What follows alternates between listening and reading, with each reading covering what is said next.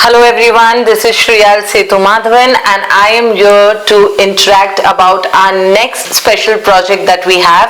I am in Bangalore with architect Sudhakar Pai. He is the principal architect with Sudhakar Pai Associates and we are here to discuss about a project he designed way back in 2009. Right. Is that right? But I think it is a project that has caught international eyeballs here and I'm very excited to get into the concept behind this. I'm talking about none other than the Sattva Galleria project in Bangalore.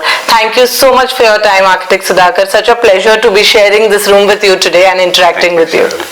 So I will go straight into my questions. I have a list with me which is going to be a bit of a task for you, but definitely you're a pro at this. So to begin with, if you could share a brief about the overview of the Sattva Galleria project, what was the brief that was given to you based on which you had set your design principle? The initial brief was that it needs to be a mixed-use project. It had to have retail come office as its core. The office would happen on the upper floors. The retail would happen at the lower levels.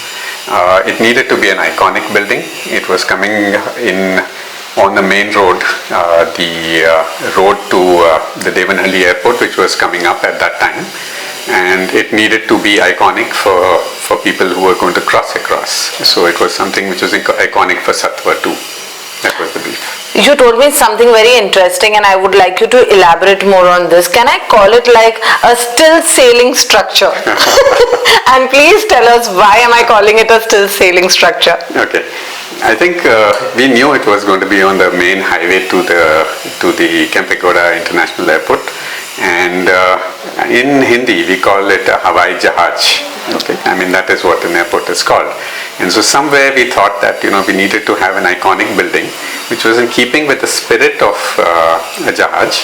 And what we did was we kind of made it into a sailing ship.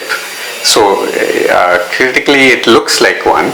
And it has that kind of sails which are there, but it is not really coming from the intent of only as a Hawai Jahaj. It is basically these fins or these sails are solar shades, because the structure is looking into the west, and the west is a harsh climate.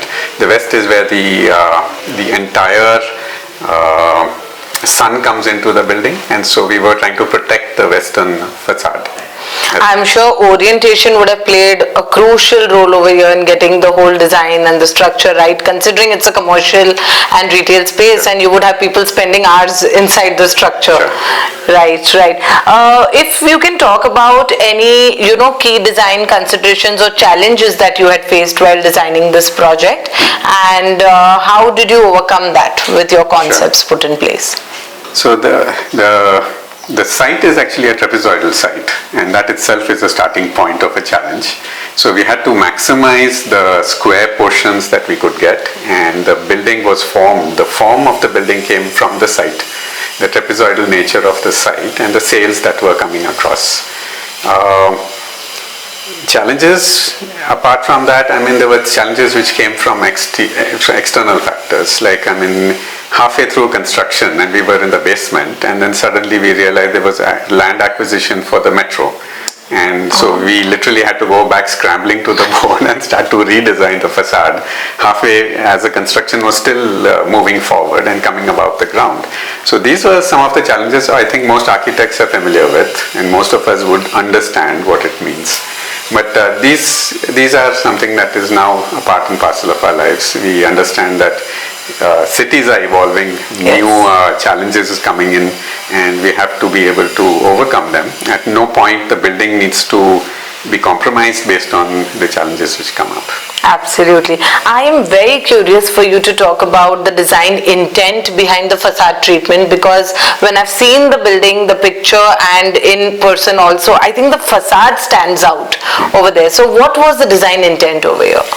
I think we were clear on a couple of things, that it needs to reflect the city, and it needs to be a cutting edge which reflects the city. It also has to have the nature of a garden city, and that's a reflection of what we have. So a lot of the glazing has got frit glass on it, and frit glass basically has in frits, it is fritted for a reason, so that it has a kind of a climbing creeper which comes on the glass, but it also helps to shade the interiors. But then we also have the facade, which is with Fundermax, and it was an integral part of our entire system, and it was something that was another story that came to how it came about. But these were the two intents really on the... Why did you choose Fundermax? I think Fundermax chose us. That's how it is. I mean, we went through a whole list of products. Absolutely, there were 10 on the list, and we went about trying to evaluate what would make the building white and without compromising on the facade. Now, we stay in a city which is tropical, which is a lot of dust pollution. So these are things that we need to work with in terms of maintenance. So we were looking at what could have a maintenance, a possibility of something which could be maintained well. Fundermax essentially was something which we just ticked all the boxes, so to speak. And it was a big decision. It's a big decision because we hadn't seen any buildings, an entire building done on Fundermax by then. And this is a 10-story building. So it's a huge building. So we were concerned about what we could do at the heights at which we needed to do it and so on. But I think when we recognized the possibilities with Fundermax, I mean, like I said, it was just the right material. I can't think of another material even to date that would take that I would do it with. Any different material would have its own challenges. This has stood the test of time. So from the last 7-8 years, it has still withstood, and a white facade staying pristine is hard to see. Yes, in fact, I was coming to that. I think this is a challenge probably you took upon yourself to have a white facade, that too in a metro which experiences the kind of rains that we see. And I think overall the Indian scenario is such that maintaining white is difficult. Absolutely. So having said that, tell me a little bit about the maintenance point of view of the Fundermax's product. And I have seen you've used two decors here. One is, both are shades of white, but I think one complements the solid white by adding some glitter to the structure. Sure. Right? So yeah, just tell me, how did you take on this challenge and how did Fundermax ensure you have a white that remains white? Sure. No, I think it was the confidence that Fundermax, as the principals in Fundermax who gave us, that they felt that this maintenance was a key responsibility which they were very confident about. So it made my life that much easier because they were backing me completely on a new charted territory. Keeping white on white, it can become dirty, and you could start looking at it and starting to see things. So we had two materials, both are in white, both are in the same shade, but both have different finishes. So we have the predominant facade is made with white, which is matte, and then there's this glossy intent. Now the glossy intent has been put in also with a certain amount of sprinkling in the contemporary fashion of how you see things. Right. So what it does is it distracts you from just looking at one facet of white and beginning to see things, oh, what's that? Why is it shining? Why is it looking different? And so, I mean, it distracts you from the maintenance necessarily. But it wasn't necessary, to be honest. We've touched upon durability, we've touched upon maintenance. I will now come to sustainability, because today we see for architects or for the real estate sector on the whole, sustainability is critical. And also the fact that you mentioned the kind of orientation you have designed, keeping in mind the west side facing of the structure. So your sustainability ethos plus Fundermax complementing that with its product. How would you comment on this? I think sustainability was our key goal.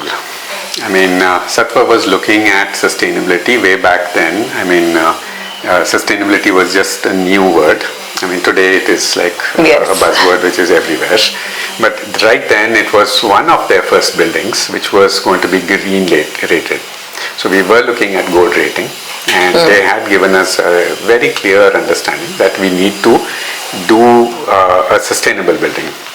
Now, having said that, I mean, when we used Fundermax, I mean, now the building is well designed. It was designed completely on a green understanding. A lot of what we call sustainable is by LEED. Now, LEED as a sustainable body, they're looking at various parameters. Design does play a role, but a lot of other parameters also play a role in getting the LEED. In this case, I think it was intuitively a design which essentially worked with the site as much. So what we did was these solar shading, the sails of the ship, basically are shading the entire building from the western harsh sun. So that was the intent on that. Now, keeping that intent in mind, I think we are allowing the light to come in from the north. So, at the ends of each of the sail, there is a little north slit, and that light allows it to bounce off the sail and to come diffused into the interior, so that the interior is well lit. It's not just a blank facade on the western facade. Now, once we had these big sails, the question was, I mean, it also means that the sun which is hitting onto the sails will essentially basically the heat will draw into the building too, because it will get hot and then it will transfer. Right. So here's where facade comes in very well. So there were three criteria which it helped in. Number one was on heat. So it was a ventilated facade. It's not touching the main. There is a gap in between. So the air gap allows for the heat ingress not to happen. Second is it also takes care of the rainfall. So I mean it is protecting against the weather. The weather essentially is also taken care of. The third, which was also an important criteria which we can't dismiss, is sitting on a national highway. Yes. So right there is the sound, and so this double thing has three sustainability factors which allows for the building to be used more comfortably. So that's a take. I mean, it's small things, but has a large impact in the way people how they enjoy the space. Yes, this is very interesting. Did the building get the gold rating that it was? It did. Of course. I think with an architect like you and Sattva being the builders that they are, it couldn't have missed that. Okay. Looking back, how do you feel the final built form reflected your drawing board? Like how much of it did reflect exactly where you started from, and what changed when the final project was in front of you? I think very little changed, thanks to the builders, thanks to Sattva. I think very little changed. They towed the architect's line, and that's something which we enjoy as a relationship with them. So they took us completely. They were invested in all the decisions we were making. And eventually, I mean, when we published this building, and we published it on Art Daily, which is a big site for architects, it went viral abroad. And then suddenly I was deluged by a lot of recognition for it. So there were South Korean leading architectural magazines asking for it to be published as what was happening in India, or there was a Chinese book which was being published on sustainability, which wanted to use parts of this building and feature it in some ways. There were Canadian magazines, there were European magazines, and suddenly you realize that it was something else. I mean, there was an interest from lots of quarters, and so when you get recognition from peers, when you get recognition from the industry, I think I don't have to be bothered about my thinking of what happens. It's good to know. Yes. So that brings me to my last question, where I would request you to look straight into this camera and respond that if you had to describe your association with Fundermax in a word or a sentence, what would it be? I can think of only one word. The word is trust. It has always been something that I trust them on what they had said, and I still stand committed to the fact that that trust is met. And after so many years, I mean, there hasn't been a time when we haven't had that association of trust, and that's a lot to say. Thank you. Thank you. Thank you so much for your time. I think it was an absolute pleasure understanding the mind behind this beautiful project that has been created. I think first of its kind of its time when the design was made. And having said that, to everybody watching this video, anytime you're crossing by Bangalore airport, just keep your eyes around. You can't miss this one. And the beautiful design is quite evident. As he mentioned, it's facing the highway, so definitely it's a no miss. So having said that, we will sign off from here and we'll be soon back with our next project for you all. Thank you so much.